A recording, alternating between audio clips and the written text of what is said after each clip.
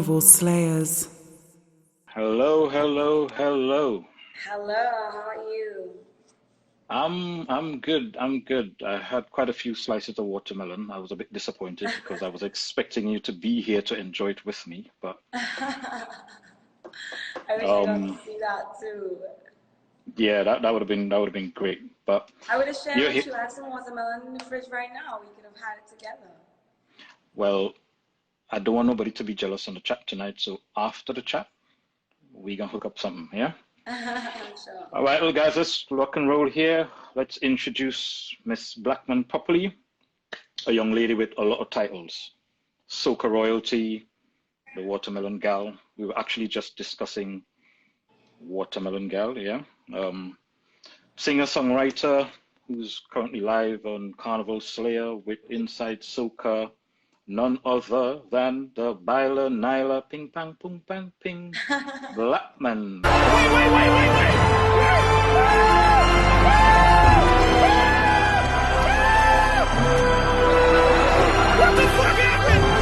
thought they were very impressive actually. Did you think about that one before? Like, or is Well, shooting the spot? yeah, because I figured, well, Nailah, come in, let me show off my little writing skills. You might sign me a little contract or something, something, something.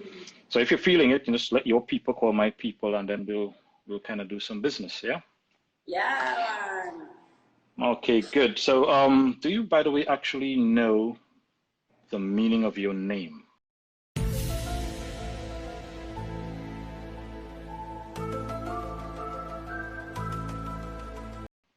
The meaning of my name means a beautiful, intelligent woman. No, a beautiful, intelligent, outstanding woman has just entered the room. Yes. Or Who, in who, other translation, it means your presence is felt. who told you that? My mother, the person who picked my name. Well, I did some digging today, right? And apparently, Nailah is Arabic, and It it is. means successful, yeah. And then I found this really interesting site that's it's been vetted across the world, and it says Nailah means someone who is going to find love on an interview tonight. What's your name? Lucky. Okay, look at you, boo. I'm just saying that's what I heard, yeah. So I don't know how accurate it is. I think it's a popular site, but it's the whole successful, beautiful. I agree with all of that, but this site that I just got it off of, that's what it It says. seems You the might. most accurate. Okay, I feel you. I like that. I like that. I like that. Now, for those of you on the live tonight, Nailah Blackman, she is the granddaughter of the late great Rash Shorty, or Lord Shorty. He was the one that invented soca, and he's a real icon to the culture, a real pioneer.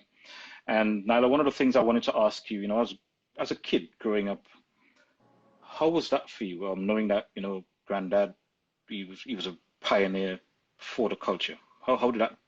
What was that like? I thought about it being pretty normal because as a child, if you're born into something, you're not gonna be like, wow, because you don't know, you're just a Mm, kid. So it's kind of just like, oh yeah, my grandfather is that guy, cool. And not just my grandfather, but my mom, my mom's Abby Blackman. Like anywhere we hmm would go, people would be like, Abby, da, da, da. We'd be like, Mom, who is that? And she'd be like, I don't know, like, so we hmm grew up with a sort of, not just that, my uncles and aunts, like everything. So it's kind of like, I knew I was from a famous family, but hmm it was pretty normal for me because I was born into it. So it was regular to me, normal, Yeah. And did normal. you did you did you get a lot of like a lot of people rushing you all the time? Oh, that's Nailah Blackman. Her granddad was such and such. Did you get overwhelmed by Um, that? Well, when I was really young, like I more got like, oh, that girl, her uncle is Isaac Blackman, because at the time my uncle was super popular. So um, there was a sort of a, oh yeah, she's Isaac Blackman's niece and stuff like that. But I think kids don't really care. You know, the older people, they're gonna watch you and be like, oh, this is Abby's daughter, da da da. But like kids, they're just like me. They don't know. They don't care. Yeah, You know, yeah, so it's yeah. like, No set of barriers. Yeah.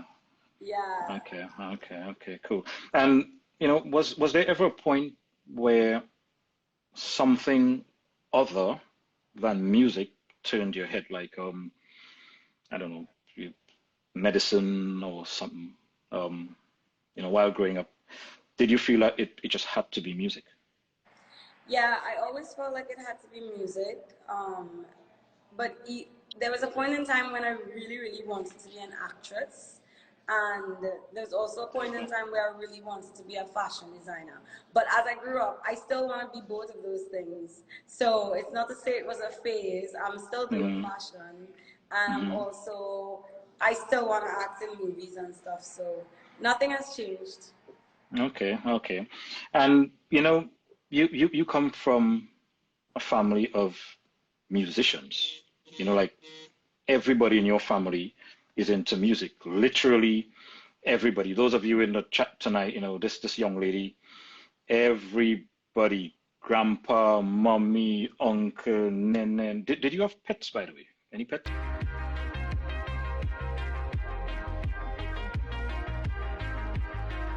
Brownie was my favorite. She was my dog. Shiva was a family dog. But Brownie was my first dog, and Brownie was a great dog. She was like me in a dog. Like, it was weird. We had a spiritual bond. And I feel like she could talk.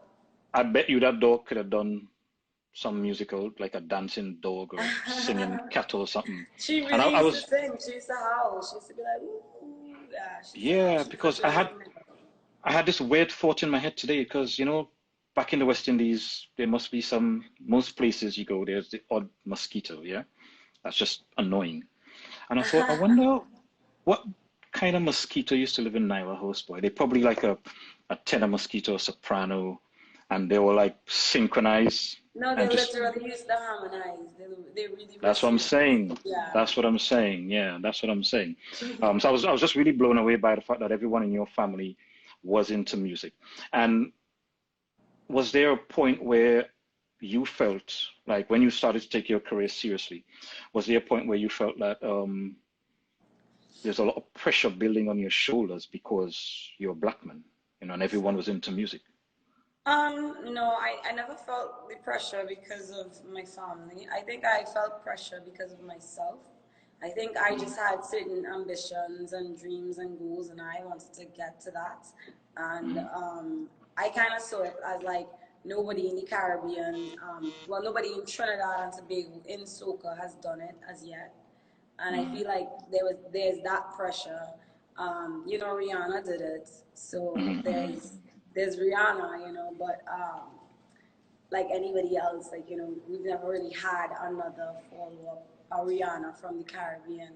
So I think I sort of placed that pressure on myself, but I never felt pressure because of my family, because I feel like, it's just a cycle, they've done it. My grandfather did his thing, aunts and uncles did their thing, doing their thing, mom did her thing.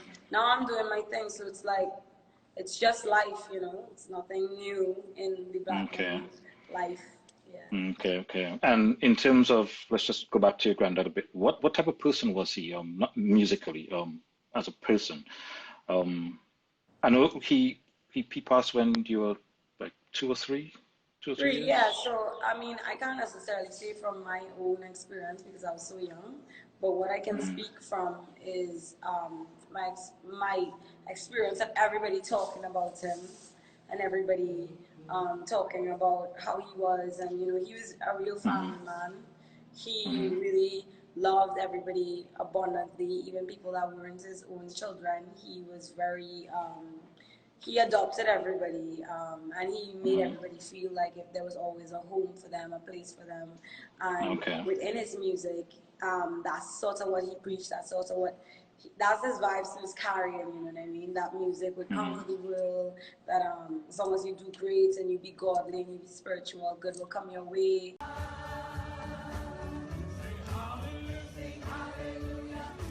Very Okay. thoughtful.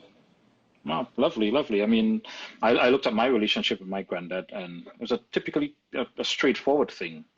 He used to spoil me, and I used to annoy the crap out of him, and that's like, yeah, typical grandfather. But it's amazing, and I think a lot of people respected what your granddad did for soca and the culture. Right. So let's talk a little bit about you and your early days of performance, because I think you started singing at 4-ish. Yes. Yeah, yeah, Yes. of course, yeah.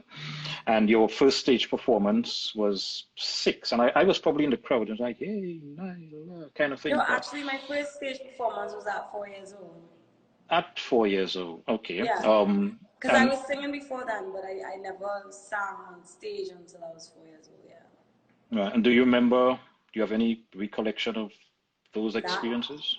yeah, I do. I remember it was a song about dance. I don't remember. I think it was about like something about, I don't remember exactly, but it was something about dance. And it was a calypso.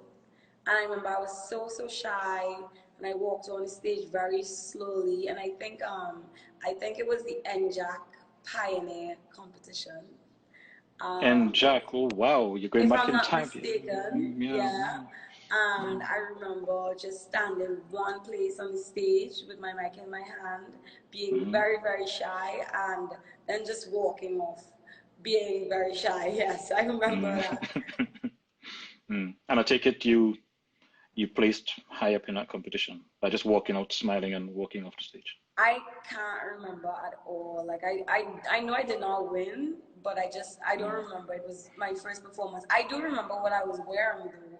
I remember I was wearing a sequence cold shoulder dress, and I felt so fancy in it. So yeah. I could imagine. I could imagine because I look at your fashion style now, and it's kind of off the charts, to be honest. I might come to you for some dressing tips in a minute. But even back then, you know, coming through your family and all that, did you feel then I just want to conquer the world or conquer the industry, or I just want to have fun with the music? Um, Repeat yourself. Sorry. Also, back then on the stage, when you were coming up in the music, were you just trying to enjoy the music, or you felt I want to be the top soca artist in the next 15, 20 years? Were you thinking Um, like that, or are you just like just enjoying yourself? I just want to have fun with this music.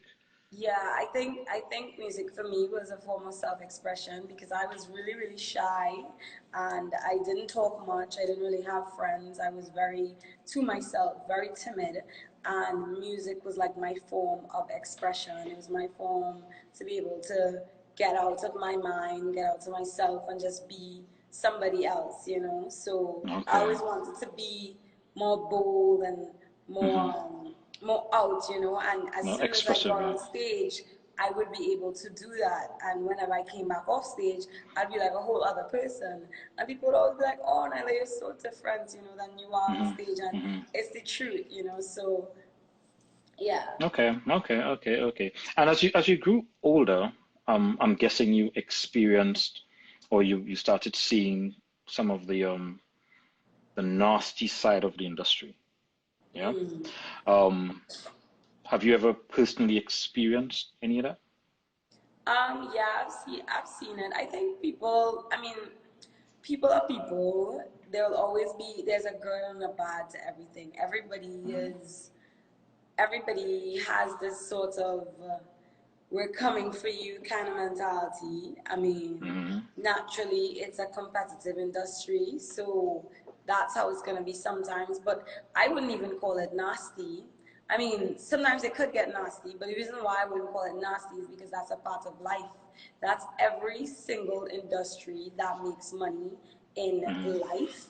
Once there's money involved, there's this sort of I need to make more, I need to be better, I need Mm-hmm. to get this forward. There's always that in anything that you do. So it's not just all the soca industry and it's so nasty that it happens all across the board. So when you Mm-hmm. understand life as it is, it happens on small scales, it happens on big scales. And I say this because I went to school.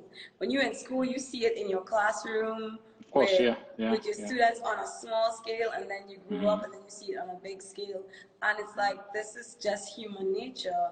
So I mean, I guess human nature is kind of nasty sometimes, so it doesn't faze me, but I prefer not to entertain or to look upon the bad, you know.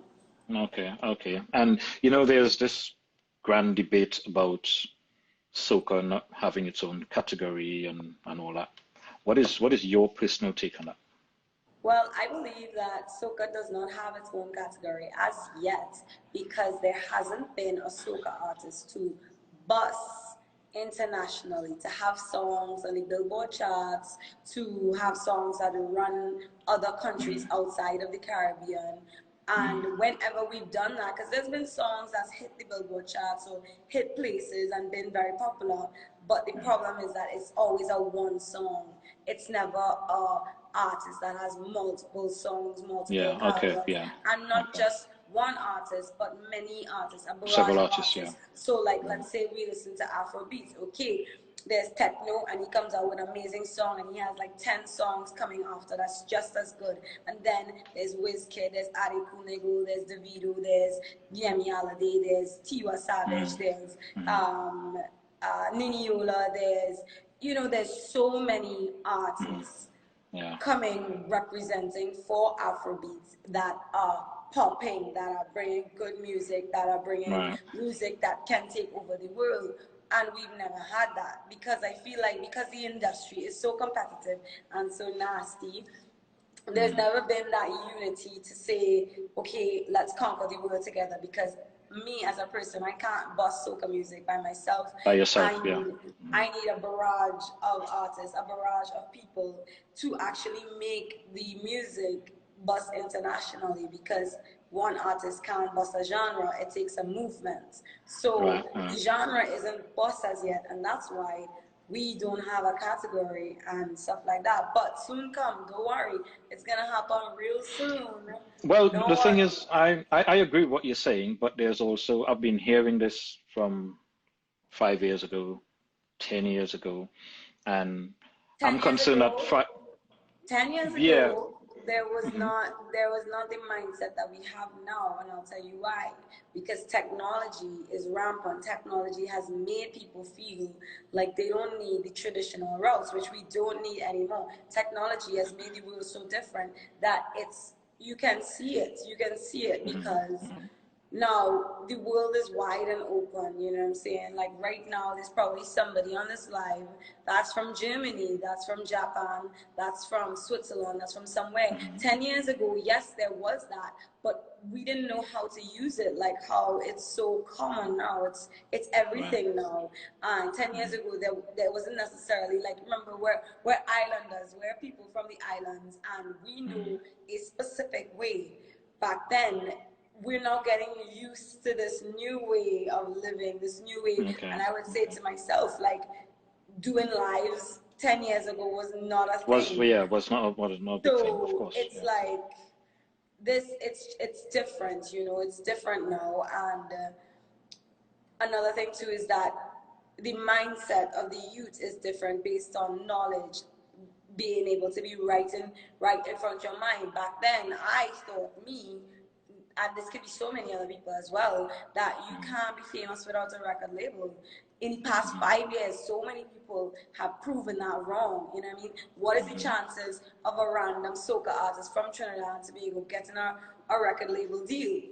10 years ago, if you can't see it in your mind, it can't happen. So it's like timing is everything, and the time is now, the time is near. So just because you've been hearing it for 10 years or 5 years or however long does not mean that just because you're still hearing it today that it's not right at the doorstep. You know what I'm saying?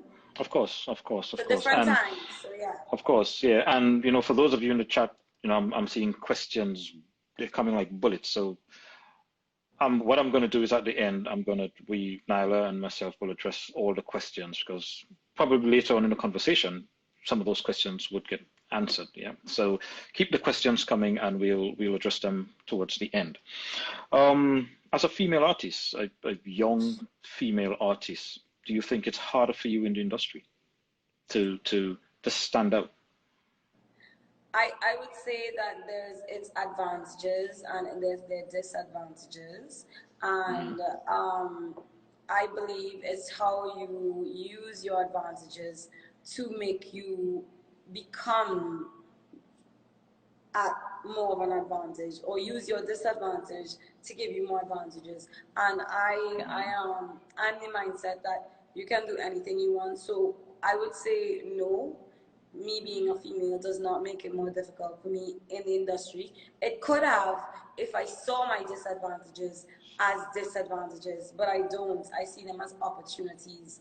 So Good, good. Okay, let's just okay. say a woman in the industry has to work 10 times as hard. That is a disadvantage. I see that as an advantage because that means I'll work 10 times as hard.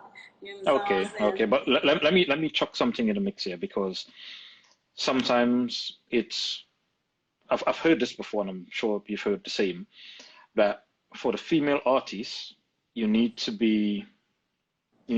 show a little more skin when you're on stage. It's that expectation that, I need to see more bum or more boobs or something. Yeah, exactly. Yeah. Do you feel that you fall under that category where when you get on the stage, I mean, you're young and I want to say something, but I might get in trouble. Yeah, you have that natural click, that natural, the look, the cute face sort of thing. And the expectation today is the crowd wants to see any female artist that turns up on the stage just a little more skin. Do you feel pressured in any way to fall into that category? Put your head on my shoulder. I feel like maybe unconsciously I might have fell into that because naturally it's what has been seen. So in the earlies I wasn't very mindful of, okay, why am I doing this? I sort of just did it because I felt like it, and I was like, well, I feel like this, so I'll do it. But then I started to think about the ideology behind like why I do certain things and why people do certain things, and say, okay, this is definitely something that is seemingly required of a woman, and that's why unconsciously I'll do something, and I don't even need to do that. So Okay. what I do now is I do what I want because naturally, and I'll say this for my fans and anybody that's on this live right now, and I make no apologies with saying this, but I'm the kind of person that I do what I want. I don't do what I think people want. I do what I want. And that's my Sagittarius ways, right? Sagittarius, we stubborn. Like, we don't let nobody tell us what to do. Was not always 23, but because I'm 23 years old, I'm young, I'm from Trinidad and Tobago, I have a hot body, and I am not afraid to show it off.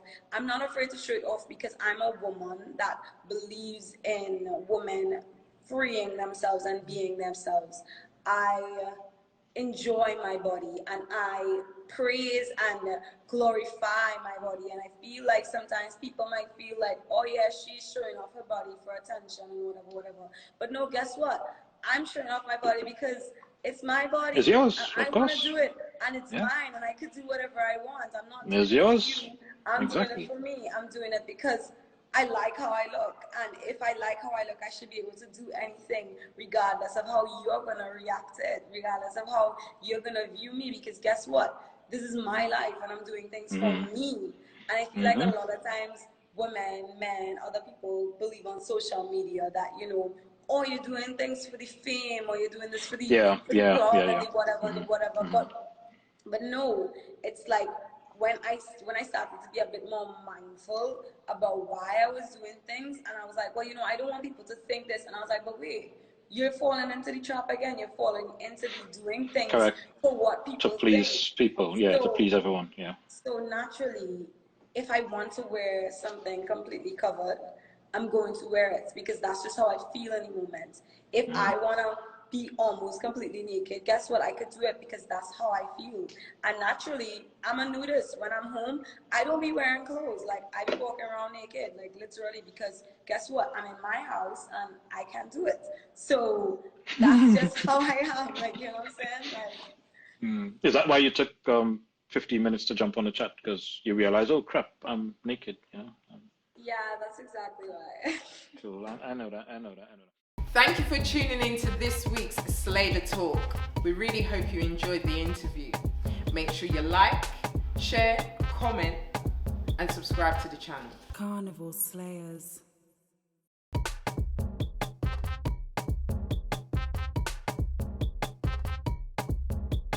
Carnival Slayers.